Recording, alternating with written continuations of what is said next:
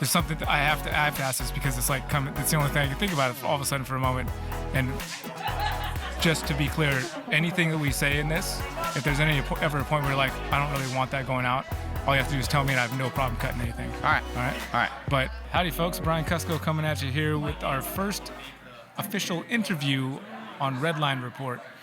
We're going to be sitting down with my buddy Shane Kelley, who used to live in California pretty close to me, but has been living in Tennessee for the past while. And now I get to see him here at these Tinley shows. We're going to sit down and talk about his thing like we done on Triple B TV so many years, but now we're doing it here on Redline Report. So thank you for watching. Let's get into this. What's up, Shane? What's up? Are we filming right now? No, I would never. All right. I don't film. Yeah, right. No. I don't record stuff. Put it on the internet. None of that. It's good seeing you. You too, bro. Yeah. Yeah. It's been a long time. It has been a hot minute. You've been in Tennessee for 3 years. You just reminded me. Yeah. It's actually 3 years this month. Okay. Yeah, so, yeah. You miss California at all, or? No, not really, honestly. Tennessee's great. Yeah? Yeah, it's peaceful. It's a different way of living out there.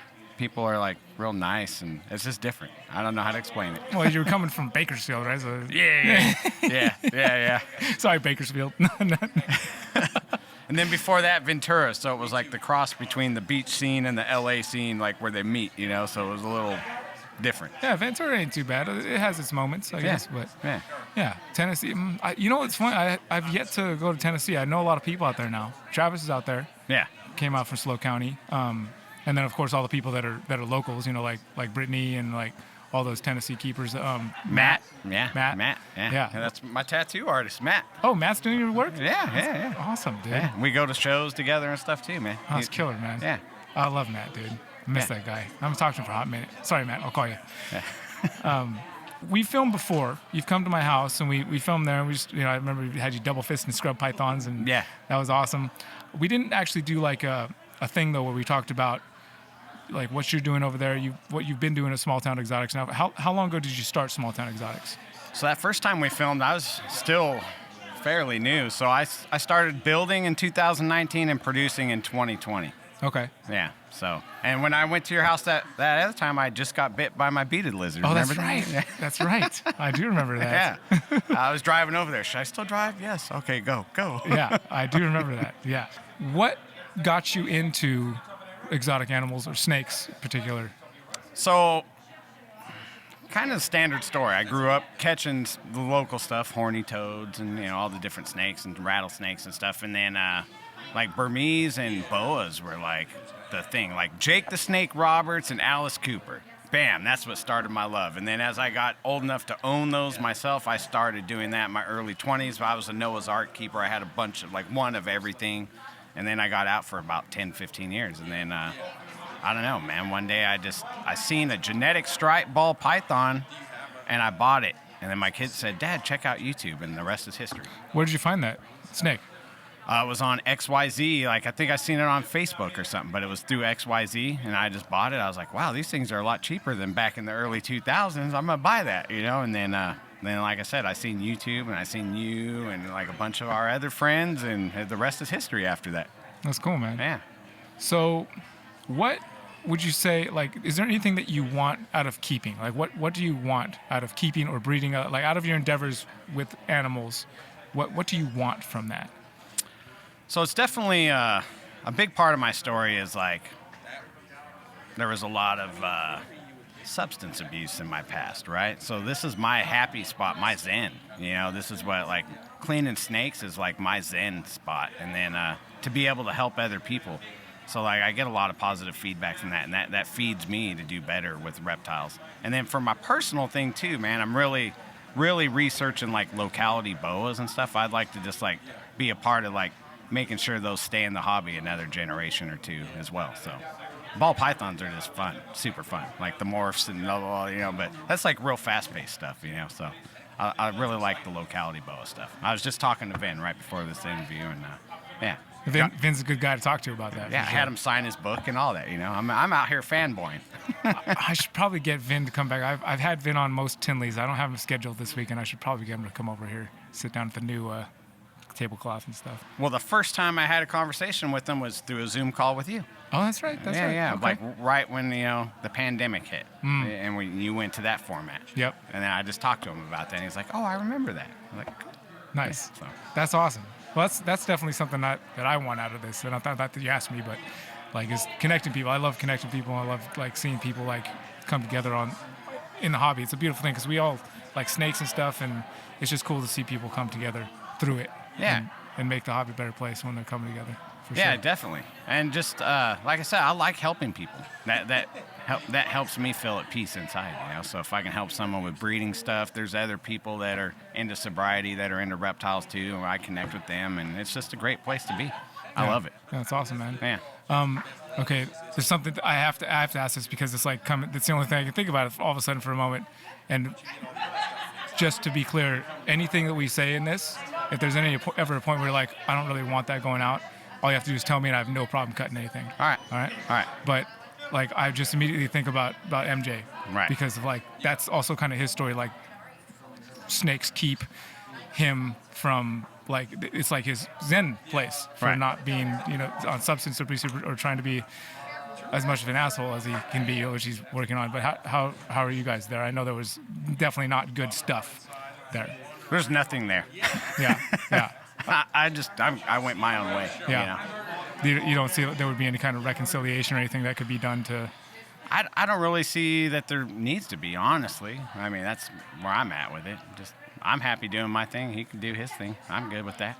That's fair enough. Yeah, I mean, there's plenty of room in this hobby for everyone in all different walks of life and personality styles. Totally. Yeah. Totally. Cool. I just that's one of my things. Like I said, it's one of my things. Like see people like come back together that had problems. Like a big one that was going on for a while was like Dave Coffin and Barczyk.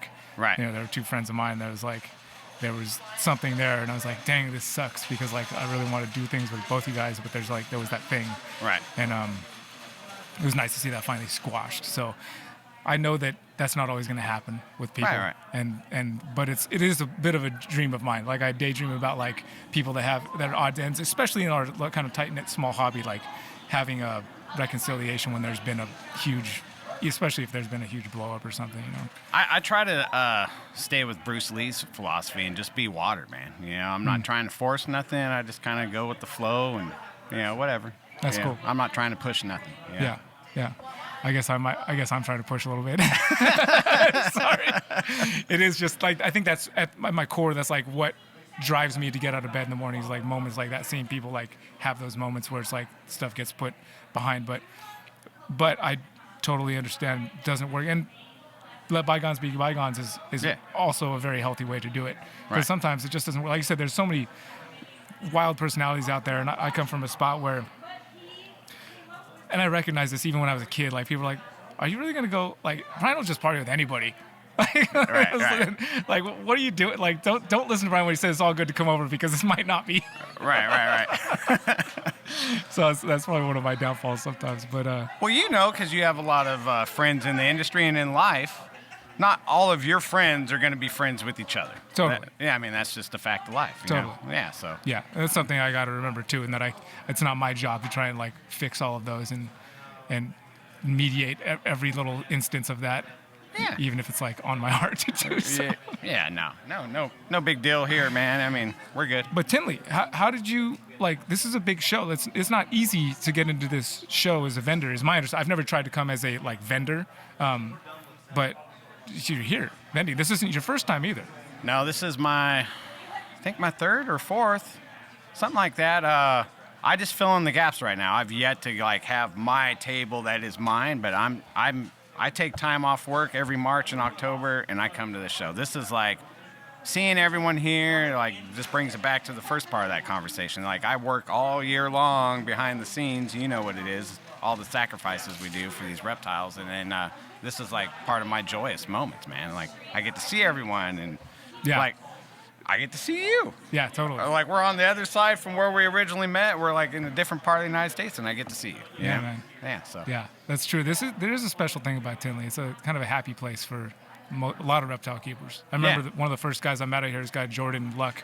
He was a retic keeper. I think he might still keep retics, but he just seemed like this big, like, burly, kind of very intimidating force, and here you just like turned into a teddy bear. Right. And it's just because it's like I was like, dude, Jordan, you're so happy, right? You're glowing. Yeah. He's like, yeah, man, this is my happy place. And that was my first time here, so I was like, wow, this place really does like do that. Oh, it does. And I've already freaked some people out because they're like, hey, man, your YouTube's meant so much to me. And I just like, okay. I just give them a hug and they're like, whoa, come on, man, let's just hug. Bring those hugs in, dude. Absolutely. So wait, so you're vending, you're like sharing a table with somebody, or? No, I do share a table with my friend Moose from Great Balls of Fire. Oh, yeah, you know I know him. Moose. And then, but if there's someone that's not showing up, I fill in right there. So I'm just kind of filling in. Gotcha. Okay. And I'm still working on getting my own table at Tinley. Okay. Like I stake my claim. That's mine every year. You Oh, know? the regular spot. Gotcha. Yeah. Well, I mean, but just the fact that you have a booth. Oh, yeah. I mean, my question is, how did you do that? Because there's a long list sometimes of people waiting to get a booth. Is because you just put in the work and like got here to be here physically present, and then like how does that work? So I started sharing with Moose, and then I just have the word out there. Like, if anyone's not going to go, I'll take your spot. I don't care where it's at in the show. I'll just take it, and I'll pay for your next, if they've already paid for it, I'll pay for your next show or whatever, and just, keep it like that, because a lot of people don't want to give up their tables. So Sure. I just have my fillers out there. So, like, the booth I'm in right now is a friend of a friend. I don't even know the guy whose booth I'm in. It's just my friend's friend. Gotcha. Okay. So you're just putting in the work to make sure you get here. You're not Yeah. just giving up just because there's not any spots available. Right. Networking, man. It's all about networking. Totally, man. Yeah. That's definitely what it's about. Yeah. Where do you want to be? Where do you want to get to? Like, do you have a goal in mind? Is there a place? And this question you can answer however you want. Like, where do you want to be in business? Where do you want to be physically? Where do you want to go next physically? Like, what? Like, it's open-ended question of where do you want to be? Honestly, man, I kind of think short term on that is I just want my own spot at Tinley because that's what we were just talking about. I want but reptile wise and stuff, I just want to keep doing what I'm doing. Like I have this happy zen spot that I'm in with it, and like I do a lot of ball pythons, hognose, and like I said, I'm starting to I have a real deep interest in like locality boas, so I'm gonna be buying those selectively from the few OGs that have like the good lines and just be growing those up in the background. And I think that's important to be able to pass those on to like the next generation because those guys aren't going to be around forever. Maybe I can carry it one more generation over for the next people coming in, pass that on. Yeah. I feel like I would feel accomplished if I was able to do that, All right. What do you need to do that? Do you have everything you need to make that happen? Is it? Yeah, I'm just still doing my research. I just don't want to, I've jumped into ball python projects too quickly and stuff too, so I've learned lessons along the way, and that's one of those. So I'm just still doing research like island boas. I definitely like the boa sigma, like all the sonorans and stuff like that, and I do have a few of those, tarhumaras and stuff too there I'm growing up, but like I want something in the island. I'm thinking corn islands and pearls are good too, I'm just still researching that part before I make the commitment on what we're all limited to space and how much time we have to take care of these animals too. So, True. Like what I get, I want to make sure that that's what I'm going to have, and it's got those are years and years. It's not like a ball python turnaround time, Yeah, totally, So. totally.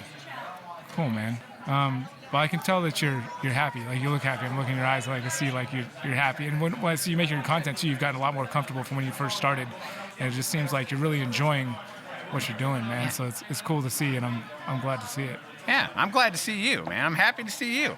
I was like, man, Brian Cusco's going to be there. I'm so happy.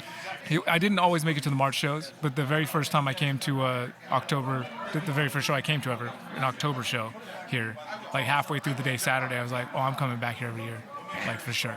Yeah. This is the Super Bowl of shows, man. Yeah. Like, it's great. I love it here. Sometimes I feel bad saying it because I really love Rami and I love his shows, but and it's not even just the NARBC promotion. It's this particular spot, Right. This particular venue, and it seems like everybody feels it. It's not just me. It's not just you. Like there's something here that is. And I've asked people what they think it is. Sometimes I try to chalk it up to the carpet because it's one of the few venues. But I've not been to another show that has carpet, another reptile show. So Right. maybe it's not just the carpet.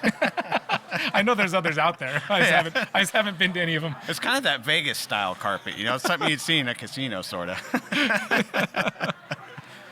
I don't know what it is, though. It might be just like the legacy of the years, that just carries on and keeps moving forward. I don't know what it is, but I like it because I always like to just mingle around with the different little circles and niches and, go look at other stuff, Euromastics. And, I just like to look around and just talk to other people, other reptile people, it's great.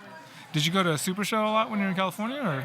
I went a few times, and then that's when the pandemic hit, so then those were shut down. I did go to, the last one I went was the first time they went back to Anaheim, was the last super show before they were shut down. So that was the last one. But off and on over the years, like in my early 20s, I went, one of the first ones I went to was like at the Orange Show Pavilion, because I used to go see like Pantera and stuff at that same place where they used to have the reptile show, and then it was kind of different later on. But yeah, I've been going to that one for, I don't know, 20 years or more. Dang, dude, you saw Pantera with Dime? Yeah. Gosh, that sounds awesome. Yeah. I did not have that blessing in my life. That sounds incredible. I did that a couple times, and Slayer with Jeff was still alive, and all. Yeah. I got to catch that. I just didn't make it Pantera for some reason. Yeah. Dang. There's a crazy lineup happening up in Sacramento right now for this big festival coming up. Just insane lineup. I wish I remember what it was called. I'm getting sidetracked. Yeah. Is there anything you want to say? Anything you want to plug? Anything you want to talk about before we wrap up here? No, just everyone be cool with each other, man. Everyone come out to a Tinley show at least once in your life. I mean, it's like Brian said, there's an experience and like a spirit in the air here that I've never caught anywhere else except here. So everyone come out here and experience it one time. Yeah, man. Right on, Shane. Well, thanks for coming sitting down with me again, bro. It's great to see you. It's my honor, brother. Thank you. Right on, man. Yeah. Cool. If you guys want to follow what Shane's doing, you can find links for his YouTube channel, for his Instagram, everything down in the description below. Go check him out. He's doing some cool stuff, and you can actually see the stuff he's been talking about doing on his channels over there. So go check that out. And next week we're going to have another awesome guest, and we're going to keep having awesome guests. And as I mentioned in the previous video, we're going to be peppering in informational videos with information and tips and tricks on breeding, shipping, animal care, and business stuff. And we'll have Robin chime in for that stuff. He's much more a business guy than I am, so we'll lean on him for a little more of that information. But I hope you guys enjoyed this episode, and looking forward to showing you guys a lot more in the coming months.